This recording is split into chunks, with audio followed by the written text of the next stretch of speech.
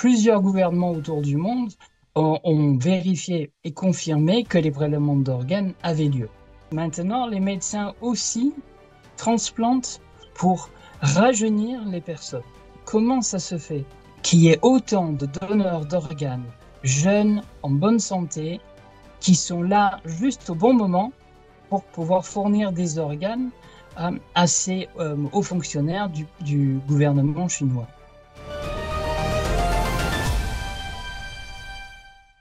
Le 3 septembre dernier, une conversation entre Xi Jinping et Vladimir Poutine a été interceptée lors d'une rencontre officielle.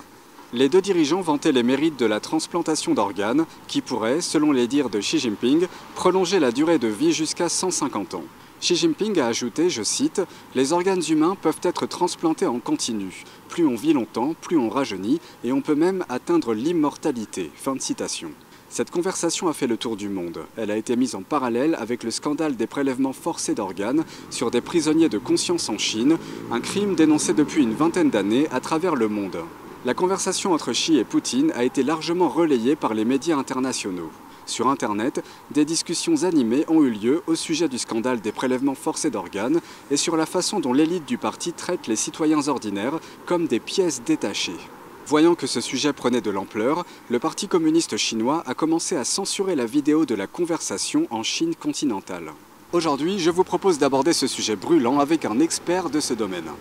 Harold King est le directeur adjoint de l'ONG Médecins contre les prélèvements forcés d'organes ou DAFO. Cette organisation dénonce les crimes du gouvernement chinois depuis bientôt 20 ans. En effet, c'est une situation très importante parce que cela révèle et confirme ce que nous savons depuis 2006, c'est que le gouvernement chinois se permet de prélever des organes sur des prisonniers de conscience, d'abord pour exterminer ces prisonniers de conscience, mais aussi de profiter de leurs organes. Et qui sont les personnes qui profitent de ces organes? Ce sont à l'origine les hauts fonctionnaires du Parti communiste chinois. Et comme Xi Jinping a avoué euh, l'autre jour, c'est en effet pour remplacer des organes euh, défaillants, mais aussi pour remplacer les vieux organes pour que ces hauts fonctionnaires vivent plus longtemps. Et ça, évidemment, hormis le fait que ce sont déjà des médecins qui prélèvent des organes sur des personnes vivantes, non condamnées à mort et non consentantes. Maintenant, les médecins aussi transplantent pour rajeunir les personnes. Et ça, c'est encore plus absurde que ce soit déjà un médecin qui tue des personnes en pleine santé. Parmi les prisonniers d'opinion tués pour leurs organes en Chine, les pratiquants de l'école bouddhique Falun Gong constituent le plus grand groupe de victimes. Le Falun Gong est une discipline spirituelle dont les valeurs fondamentales sont Zhen Shan Zhen, vérité, bonté, patience. Cette pratique était très populaire en Chine dans les années 90. Jaloux de sa popularité, le leader de l'époque, Jiang Zemin, a lancé une grande campagne de persécution contre les pratiquants. Depuis le début de cette persécution, en 1999, les pratiquants de Falun Gong risquent leur vie pour expliquer la vérité aux gens dans la rue. S'ils sont arrêtés par la police, ils risquent la prison, la torture et parfois la mort par prélèvement forcé d'organes. En 2019, un hôpital chinois s'était publiquement vanté de prolonger la vie des dirigeants chinois à travers des transplantations d'organes. Plus récemment, en 2023, dans un hommage à un dirigeant du parti décédé, un responsable chinois a écrit qu'il avait, je cite, « remplacé de nombreux organes de son corps en luttant contre la maladie ». Comment ça se fait que qu'il y ait autant de donneurs d'organes jeunes, en bonne santé, qui sont là juste au bon moment pour pouvoir fournir des organes à ces hauts fonctionnaires du gouvernement chinois? Et en plus, pas seulement des reins, mais aussi un cœur, des foies, poumons. Euh, tout ça est vraiment impossible, en fait. Ce qui, encore une fois, confirme qu'en Chine, il existe un système qui est mis en place par l'État où les médecins peuvent prélever les organes sur des personnes vivantes. Évidemment, cela les tue, surtout si on enlève le foie, le cœur ou les poumons, et les transplanter dans d'autres personnes, pour de l'argent, bien sûr.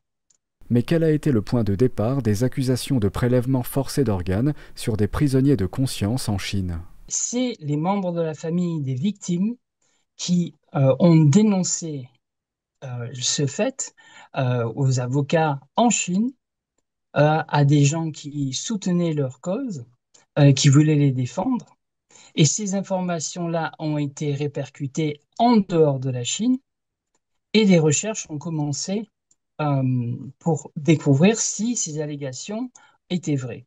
Et rapidement, il y a eu un témoin, une infirmière de l'hôpital de Sujiansun, qui a expliqué que son mari, qui est un ancien chirurgien en Chine, avait prélevé plus de 2000 cornets sur des pratiquants de Falun Gong. Encore une fois, très vite, après cette annonce, ancien chirurgien chinois a aussi confirmé que la prison sous l'hôpital Sujiantun existait bien réellement et qu'il y avait plus de 30 000 pratiquants à l'intérieur de cette prison et que leurs organes étaient bien prélevés. Un autre fait qu'il a dévoilé, c'est qu'il avait vu aussi les feuilles de consentement pour ces prélèvements d'organes, et en fait, ils avaient toutes la même signature. Donc, ce sont les premiers facteurs qui sont sortis en 2006.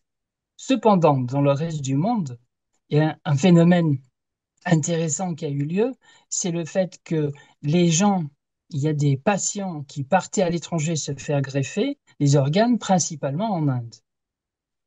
Et d'un coup, dans les années 2000, il y avait plus de patients qui partaient se faire greffer en Chine. Deux raisons. D'abord, parce que l'Inde avait resserré les lois et donc empêché n'importe qui d'aller en Chine pour se faire greffer un rein, principalement. Mais deuxièmement, la Chine avait ouvert ses portes. Les hôpitaux avaient des sites Internet qui indiquaient qu'ils pouvaient fournir des organes très rapidement. Euh, et même si l'organe était défaillant, ils pouvaient en retrouver un autre rapidement derrière. Donc évidemment, il y a eu des intermédiaires, les patients se sont parlé entre eux, et il y avait une grande vague qui est aussi notée scientifiquement vers la Chine pour les transplantations. Ensuite, ce sont les médecins qui reçoivent les patients qui ont été transplantés à l'étranger. Évidemment, ils doivent recevoir un traitement pour maintenir leur greffe. Et c'est là qu'ils ont aussi confirmé que ces patients étaient partis à l'étranger, notamment en Chine. Sous une pression internationale croissante, en 2015, la Chine a mis en place un système de dons d'organes. Mais des experts ont estimé que les données chinoises concernant les dons d'organes sont trop parfaites pour être vraies et correspondent étrangement à une formule mathématique. Ce qui est remarquable, c'est qu'en 2014, le gouvernement chinois disait qu'il prenait tous les organes sur des prisonniers condamnés à mort. Tous les organes.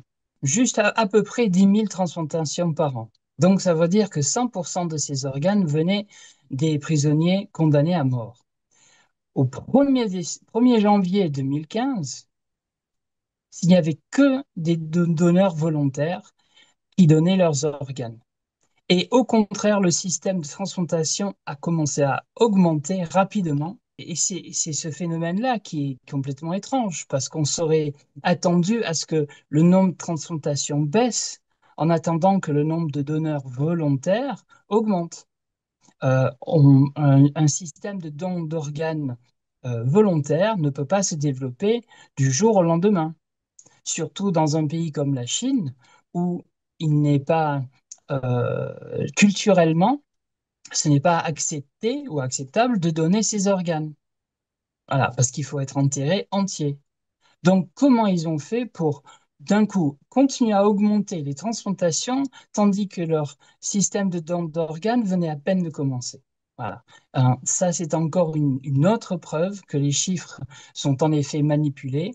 Et quand on regarde les chiffres sur le nombre de transplantations accomplies de 2000, des années 2000 jusqu'à 2014, donc, eh bien, on voit qu'il y a une incroyable augmentation qui est présente qui correspond exactement au moment où ils persécutaient les pratiquants de Falun Gong. Donc, ce sont des prisonniers de conscience qui sont enfermés pour leur croyance dans authenticité, bienveillance, tolérance. Ce sont des bouddhistes taoïstes qui font des exercices de Qigong.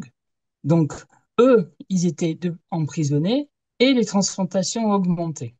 Mais soudainement, le nombre de transplantations est baissé de presque 20 000 à 10 000. Alors, logiquement, ceci n'est pas compréhensible parce que ça voudrait dire qu'ils ont perdu leur source d'organes.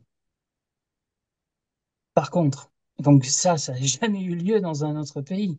On a péniblement, tous les pays essaient de maintenir le nombre de donneurs pour pouvoir augmenter un peu le nombre total de transplantations. Mais en Chine, ça s'est divisé en deux.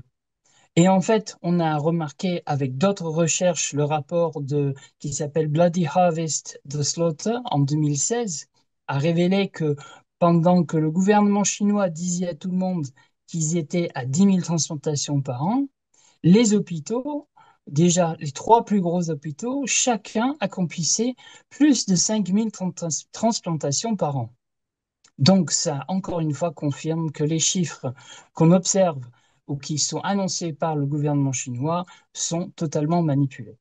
En conséquence, plusieurs pays ont légiféré pour empêcher le tourisme de transplantation vers la Chine. Plusieurs gouvernements autour du monde ont vérifié par leurs moyens et confirmé que les prélèvements d'organes avaient lieu. Donc, ils ont voulu essayer d'empêcher leurs patients à eux d'aller se faire greffer en Chine. Parce qu'ils se sont dit, s'il n'y a plus de demande, il y aura moins de meurtres en Chine pour les organes. Donc, ils ont changé ou commencé à changer leur loi pour ou augmenter les peines si quelqu'un participe au prélèvement d'organes, ou ils arrêtaient le remboursement des médicaments anti-rejet pour les patients si on découvrait qu'ils étaient allés en Chine se faire transplanter. Euh, et la plupart des pays se sont basés sur ce schéma-là. C'est seulement récemment que, par exemple, en Angleterre, qui avait déjà essayé de réduire le nombre de patients qui partaient en Chine, a aussi introduit cette idée de sanctionner les personnes chinoises qui ont participé au prélèvement forcé d'organes. De même, un peu plus tard, en 2022, je crois que c'était, le Canada a aussi instauré des lois pour empêcher ces patients d'aller à l'étranger et en augmentant la sévérité ou empêcher l'immigration de personnes qui ont commis ou participé au prélèvement d'organes de rentrer au Canada. Et actuellement, aux États-Unis, une proposition de loi est en cours qui produirait un rapport annuel sur le nombre de transplantations de dons d'organes en Chine et analyser combien de prélèvements forcés d'organes ont lieu, et aussi bien que sanctionner très sévèrement tous ceux qui ont participé au prélèvement d'organes. Parce que évidemment, ces gens, très souvent, ils essayent de quitter la Chine et disparaître dans le reste du monde. Donc, ça serait un moyen important de les arrêter et de les tenir responsables pour leurs crimes. Harold King revient sur la persécution du Falun Gong en Chine. Au début de la persécution, les autorités chinoises ont ouvertement déclaré que les valeurs de la pratique, la sincérité, la bonté et la patience, ne sont pas des valeurs partagées par le socialisme aux caractéristiques chinoises. Son objectif était simple, c'était d'éliminer ou d'exterminer les pratiquants de Falun Gong de la Chine. Il voulait aussi être sûr que les trois principes du Falun Gong, authenticité, bienveillance et tolérance, soient aussi effacés de la Chine. Parce que ces trois principes étaient un miroir pour les valeurs du Parti communiste chinois, qui sont le mensonge, la violence et la voie unique. Ce sont les pratiquants de Falun Gong qui sont la cible principale parce que le gouvernement chinois voulait les détruire, les faire disparaître. Et en fait, quand on réfléchit aux lois qui ont été mises en place, adoptées dans d'autres pays, en voulant réduire la demande pour réduire le nombre de personnes ou de prisonniers de conscience qui sont tués, ben, ça n'a eu aucun effet parce que l'objectif était de détruire les pratiquants de Falun Gong. Le directeur adjoint de DAFO appelle la communauté internationale à réagir avec force face à ces crimes. La communauté internationale maintenant doit aller plus loin et sanctionner le Parti communiste chinois pour ces crimes. C'est internationalement reconnu maintenant que le gouvernement chinois prélève les organes de façon forcée sur les pratiquants et aussi d'autres minorités ethniques et religieuses en Chine.